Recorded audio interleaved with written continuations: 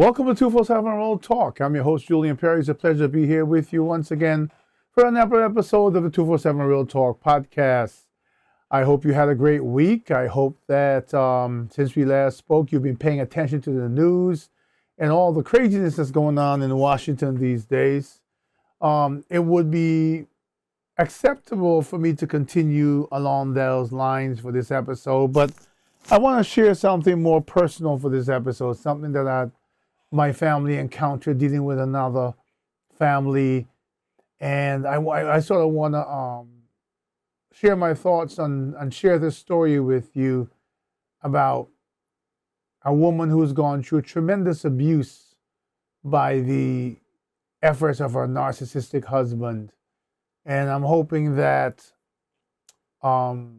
maybe some of you will respond to my email with ways you think I can help and intervene or whatever. But it's an interesting story, and I wanted to share it with you because it was very thought-provoking to me. So sit back, relax, and I'll be right back.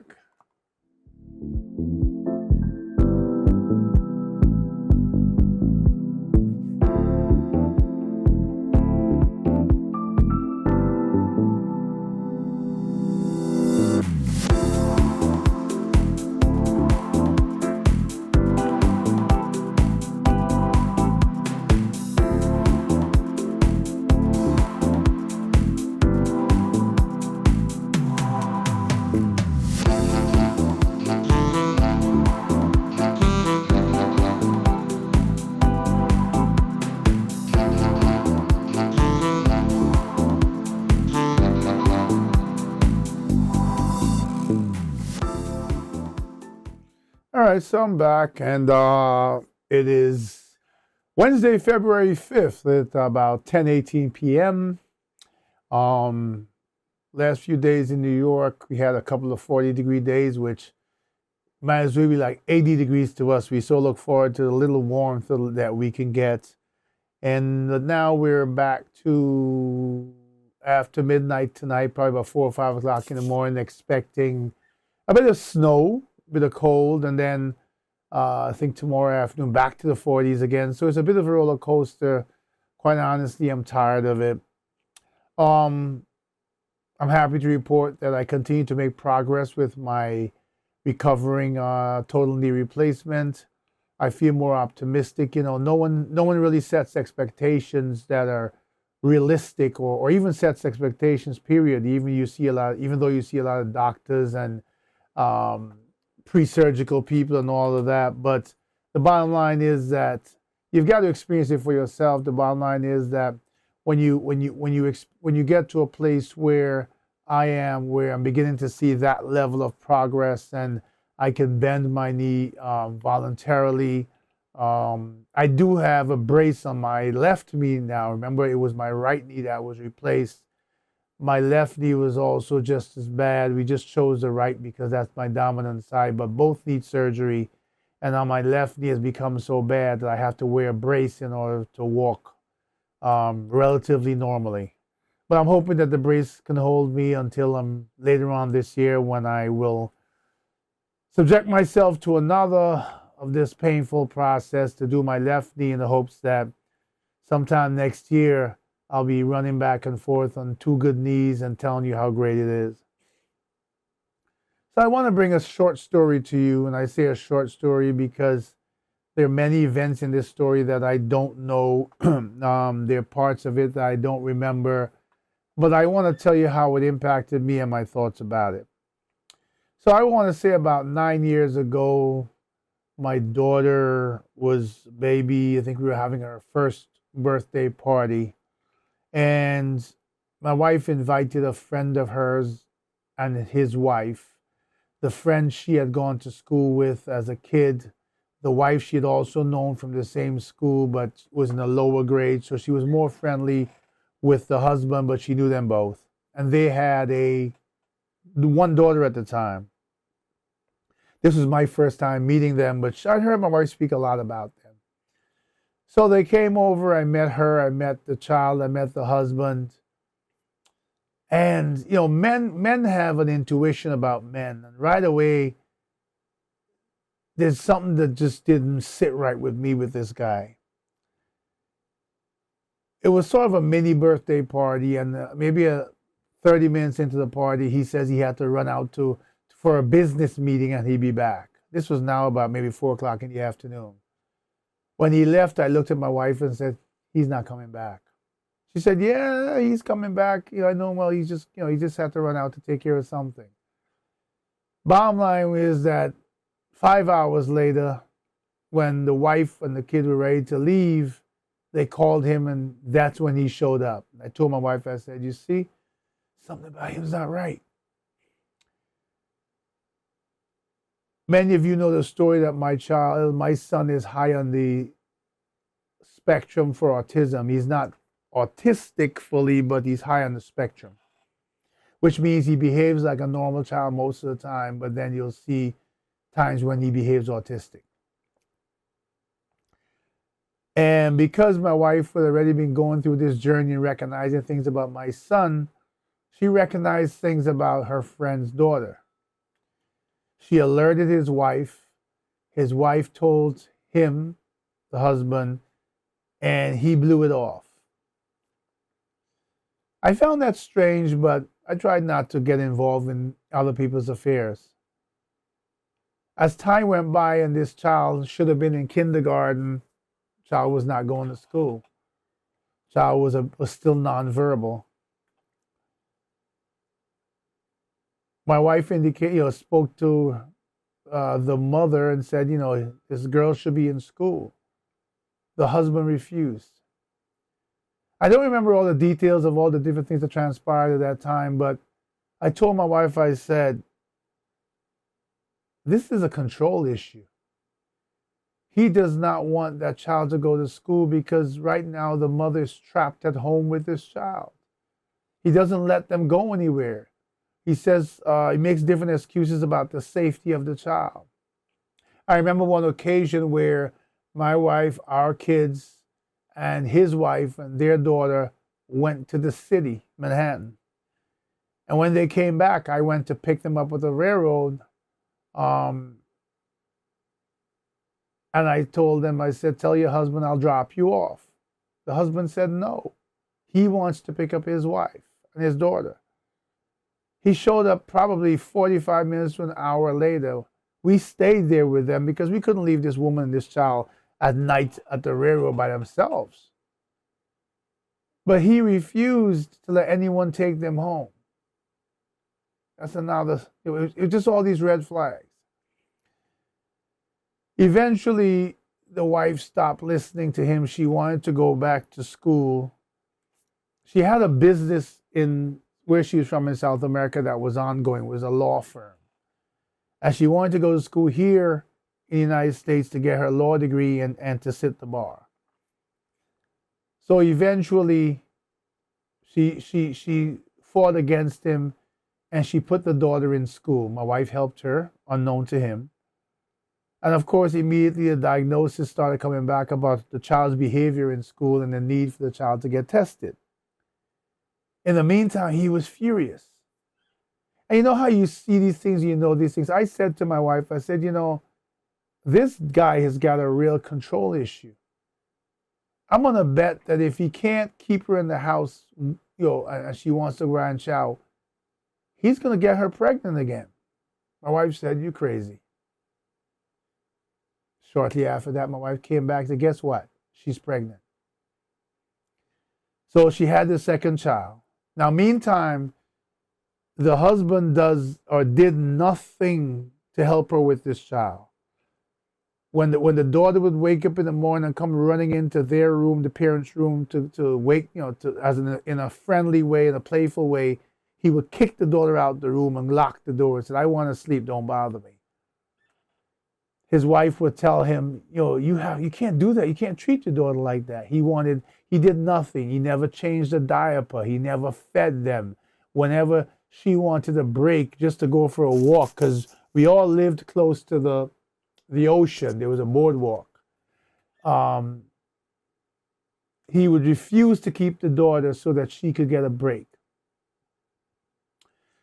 During this time, my wife would take my kids to daycare and she'd have to take the bus. And And I told her, I said, she was looking for a job. I said, the minute you start working, I'm going to help you. We're going to get you a car.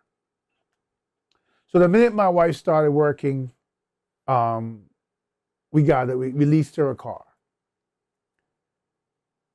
And her friend's wife, the mother, said, it would really be helpful if I learned to drive, because this way I can move around with these two children. So my wife says, I'll teach you to drive. So she was so happy about that. She told her husband, he's like, no, I don't want her to teach you to drive. I'll teach you to drive. But he had a car, but he didn't want her to drive his car. And he's someone who is very flashy. He's someone who buys the latest sneakers. He's someone who's got, you open the closet and he's got 60 or 100 pair of sneakers that are never worn. He likes to dress in the best attire, but his work, his employment history always seemed shady. I hope you're enjoying telling this story. I'm not that great at telling stories. So next thing we know, he bought a BMW X5 for his wife. And this was to show her, I'll teach you to drive. But he never taught her to drive. The car sat in front of the house for almost a year. And eventually, when my wife said, you know what, you're not learning to drive, let me teach you. Then he said, no, I bought you the car, I'll teach you. So after a year, he started teaching her. Meantime, she had this dream of going back to law school. So since he refused to babysit he refused to take care of his own kids. He refused to watch them while she studied. He refused to watch them while she went to school. She was basically trapped. So she asked her mother to come up from South America and stay with them for a while so she could watch the kids so she could go back to school. The mother came up to take care of the kids. He treated the mother horribly. This is his mother-in-law. But they managed to endure his treatment. Meantime, during this time she's going to school, he would say things like, I need a break. I'm going on vacation. And he would go on vacations. Kind of found out later that he would be taking different ladies on vacation with him. Anyway, she finished her law school and it was time for her to sit the bar. She's studying for the bar. He refused to help her. It got even worse. And he fought with her mother and kicked her mother out of their home. Kicked his mother-in-law out of their home. This wasn't they didn't get along, because they used to get along wonderfully before this. This was him creating a scenario whereby it was intolerable for her. Eventually, the mother left. His wife studied and took the bar probably 5 times. She failed 4 times. The 5th time, she passed. When she passed, the next step was she got a job with a law firm. He made it impossible for her. She worked for a short period of time and had to give up the job because he didn't want anyone to babysit his kids. Her mother was no longer allowed to come to their home. So her mother had traveled back to South America. And so eventually she had to quit the job. The last year that she worked before she quit the job, he stopped speaking to her. They're in the same house. He slept in a different room, and he refused to speak to her. The kids would say, Daddy, why don't you sleep with Mommy? Daddy, Mommy's talking to you. Why don't you answer her? He wouldn't answer. At the end of this period of a year, one day he said to her, he says, you know what? I need money for some venture. Now, she had a bank account that she was controlling. She had her own bank account here that he wiped out. She had a bank account for her business back in South America that was used to pay the staff, etc. He wanted access to that bank account. She almost gave him access, but her sense said, don't give him access. He was so enraged by this, he told her, he says, I'm going to bring you to your knees. Now, there are a lot of other things that happened in between this that I heard bits and pieces of. He had his whole family turn against her, sent her text messages, cursing her out, telling her what a horrible human being she is. And eventually, one day, she's not working. She's got these two kids. He moved out. He left her in this expensive apartment, $2,000 and something a month rent. That's expensive for her. No income, no way, no means, no food. Her mother's not here. She's alone. But what had transpired, and there are pieces of it that I don't know over the years, he never physically assaulted her, but he had verbally and mentally beat this woman down to nothing. To the point when he walked out of the house and left her and her children, his children, hungry, no way to pay the rent, no way to buy food. In desperation, she called her parents who were in South America, and they sent her plane tickets for herself and her children to come stay with them so that she had support. Now, when my wife told me this is what she was doing, I told my wife, I said, there's services here in the United States she could get access to. I think it's a big mistake for her to leave because he will use it against her. Those two children are both U.S. citizens born in America. And my wife said, I know, but she's in a place of desperation.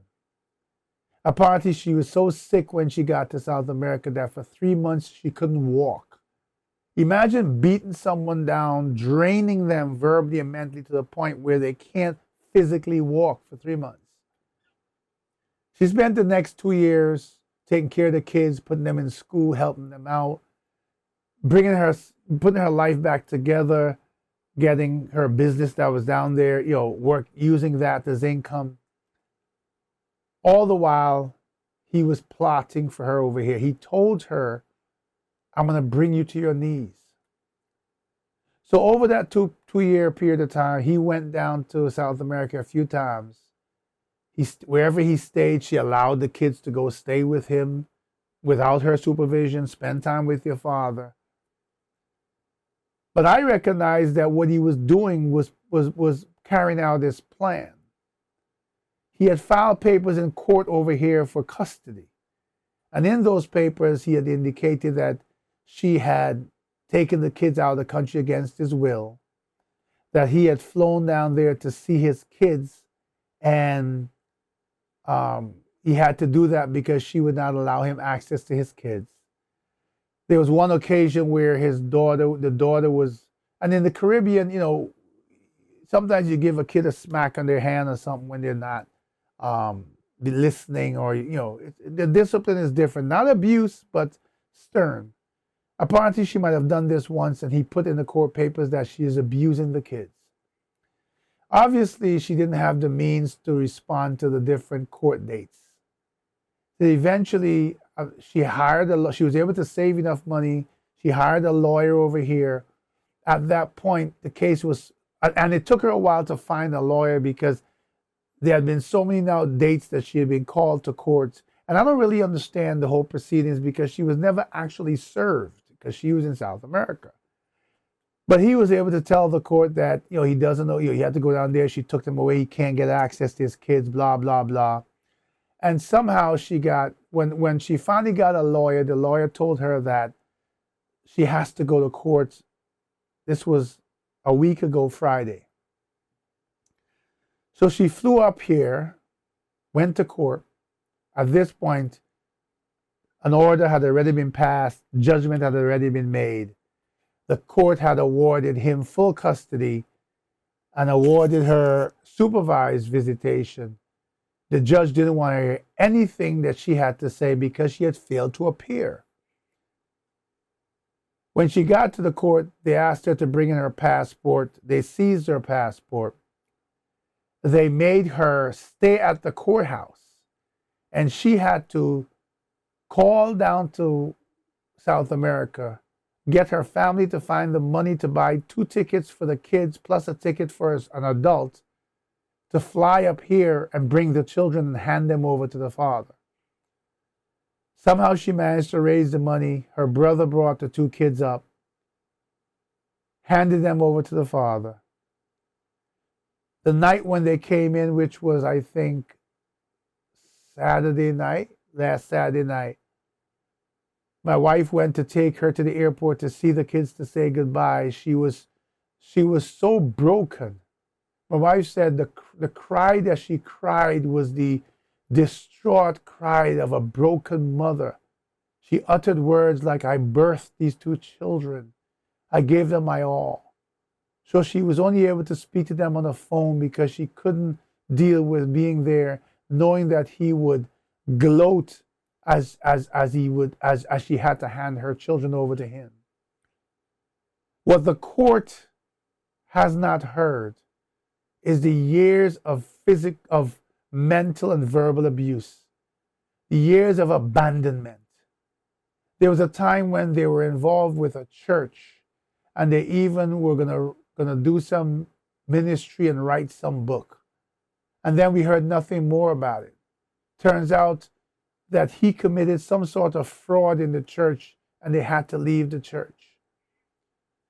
There's several engineering jobs that he had, and then all of a sudden he'd be out of work. Turns out he lied on his application to each job, and some point along the line, when they investigated his background, they found out he lied and he was either fired or he had to leave the job. His entire life was a lie. And if the court had heard, and she has records, she documented a journal of the abuse. She documented the text messages and kept copies of her family threatened her, his family threatened her and sent her horrible, despicable messages about her and her children.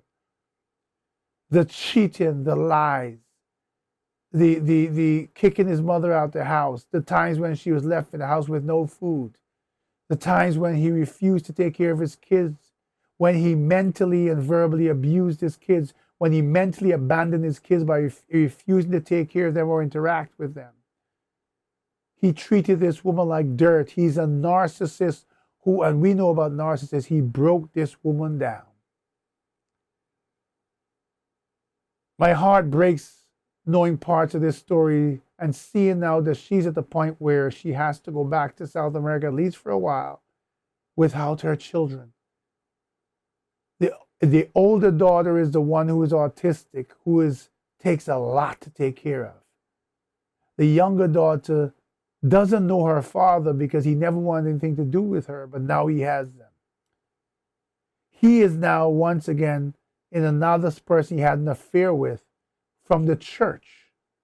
So he's living with this woman from the church who has two older sons. Yeah, don't gasp. What do statistics say about abuse, sexual abuse that goes on in the household with older stepbrothers? Now, I'm not predicting anything, but I'm saying these two young girls are now in a household with two older boys they know nothing about. He is the same type of man who will obviously leave that home and leave his kids with this woman who they don't know, who is not their mother, to take care of them. What do you think the mental and even physical state of these kids will be? Who's to say she will not abuse them? These boys will not abuse them. Who's to say she will not beat them when he's not around and threaten them? This mother who was taking wonderful care of her kids lost her kids because of this narcissistic human being who found a way to use the system against them, who painted a picture of him being the perfect father, who hid all his infidelity and all his abuse, all his mental abuse, all his verbal abuse, all this hateful treatment. And at this point right now, he has won. He has won custody of his children, not because he wants custody of his children, but because he wants to break this woman, his wife. My mission for the rest of my life is to help people. All of you who listen to my podcast know this. Right now, the mother, she's broken. She's in a place of pain, of loss, of desperation. I am hoping and praying that once she gets past this point, that she gets the intestinal fortitude of a mother who's willing to die for her kids and fight for her kids. Because I'm ready to stand right by her. I'm telling her that there are organizations in the United States that will help abused women, that will listen to her story, that will listen to the documentation that she has put together of her entire history of this man. Organizations who have lawyers who volunteer, powerful, capable lawyers who will file a new case to get past supervised custody, but will get her story told to the court. There are systems over here that will help her financially. She has to get a job. She did pass the bar, but her lawyer has told her that he has no doubt that the husband has, that part of his plan will be to use the court decision, the court order, to get her disbarred as a lawyer. Because his mission in life is to destroy her, and he's told her that to her face. I want to fight for her. She doesn't know me that well. She doesn't know me at all, other than I'm my wife's husband, her friend's husband. She has no clue of how tenacious I am, how dedicated I am to helping human beings.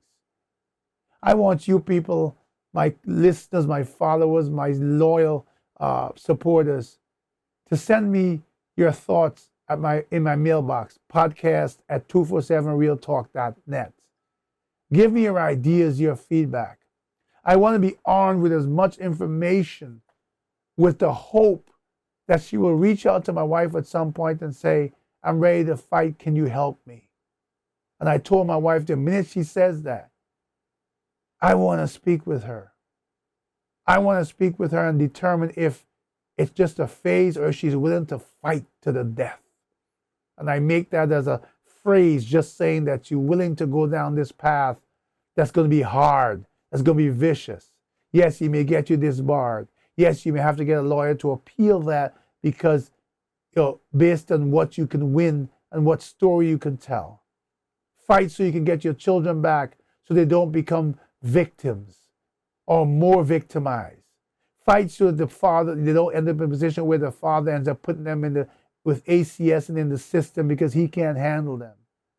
Fight to give them hope and a chance before they suffer abuse. I'm not saying that this family will do that, but I'm not saying they can't and won't. I worry about what these children are facing right now without their mother, the only parent they really know.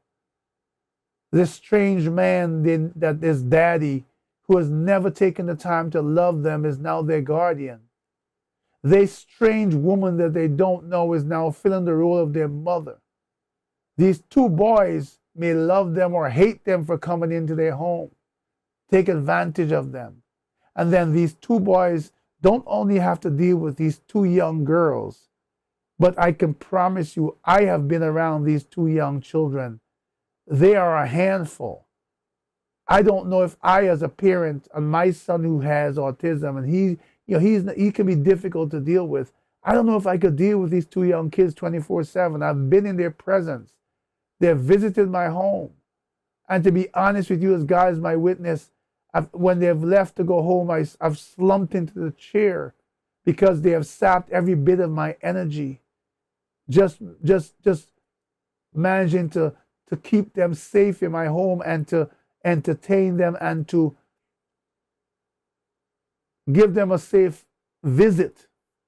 These children are on a scale of 1 to 10 of difficult and with the need of skills to handle. There are 25 on a scale of 1 to 10. This man will not be able to deal with that. And my worry is these children will end up abused by the hands of the father, by the hands of this woman who is the mother figure, and by the two boys who will have these two disruptive children in their lives. Innocently disruptive because they have behavioral issues. Not behavioral as they're bad kids, behavioral as they're both struggling with levels of autism, levels of ADHD, etc. I pray that God intervenes.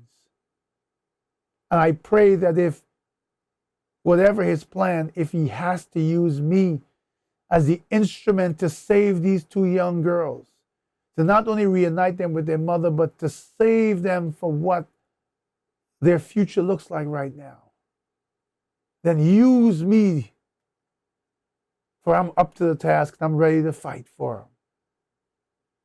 I've always said to you, my listeners, that me stepping forward and helping every single human being I can, when I can, is the price I pay to occupy a space on this earth. I'm sure many of you know other people who are going through this. Many of you may be able to point me in the direction of the best of the organizations for abused women in New York. Many of you may be able to point me and give me ideas of how to further respond to a case right now that's lost because a court order has been made. And right now, because she has nothing here, she has to go back to South America and regroup. So it's even worse because she is not going to be present for supervised visits that were granted by the court. So I'm very sure he will now say to the court, she has abandoned her kids. I don't know how to help her, but help me to help her. Any insights you have, any thoughts you have, take the time to write me, podcast@247realtalk.net. If you've known someone who's walked this journey before and has been successful in overcoming, let me know how they did it. I want to be armed with all the information to help her and help anyone else I encounter along the way. I hope you will listen to this story, will feel the passion I wish I relay it, and will feel the pain of this mother. This is what 247 Real Talk podcast is all about. Being humane, doing God's work here on earth, helping people. You know, when I thought about tonight's episode, I wanted to go in on all that's happening in Washington. The oligarchy that's being made, the dismantling of the United States government and system as we know it. The absence of screaming and protest and yelling, the absence of the opposition, the Democratic Party, and even members of the Republican Party who should be saying, you know, we're okay if we're in power, but this is not the way we want America to go. But I had to digress from that tonight. What transpired with this woman, the cries of this woman, the sorrow that came from the belly, the underbelly, the depths of the belly of this woman. My wife said it was a cry of such pain that it was hard to describe. She lost her two children, right, for at least temporarily, because a vicious narcissistic man who is such a narcissist that his only mission is to break her till she can't be broken anymore. One thing I forgot to mention was at one point they went to therapy as a couple. The wife asked him to go to therapy with her to help them in their marriage. And after, I think, 2 sessions, the therapist told the wife there's nothing that she can do for him because he is a textbook narcissist and he is beyond saving. Help me help her. Do your part, just as I ask you to do every single episode. If you can help me and arm me with information and abilities and power and knowledge, I will absorb it all and be ready, willing, and hopeful that she will come to me and say, I need your help. I hope that you guys heard this episode, that it gave you room to put you in a space to think. Not only about what I say about my story that I relate to, or this story, but about people you might know that you may not be paying attention to in your lives that may be suffering the same fate. Those of us who are here to help others need to unite. This country is in pain. People are in pain. My next few episodes will touch on so many different parts and people and sections of our society that are suffering right now at the hands of those who seek to be almighty powerful. As I speak to you now, there's so many other things in my mind that are going on around us that I want to say, but they would not be part of today's message. So I'll leave that be.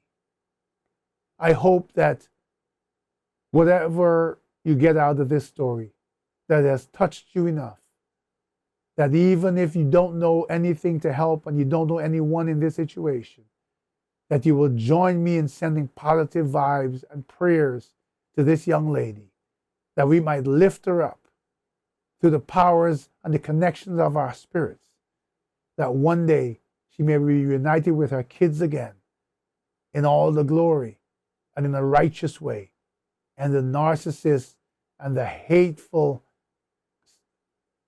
husband that's inflicting this pain will not be victorious, and that we will manage to save those children.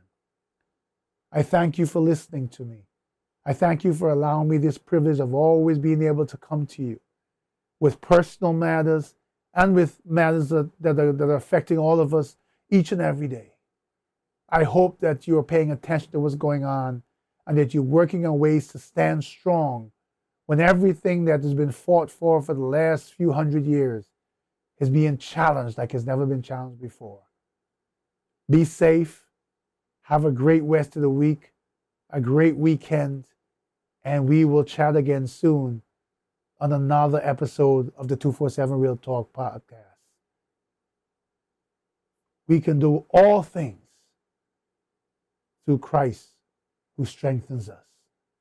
Until the next time, please take care of yourselves and each other.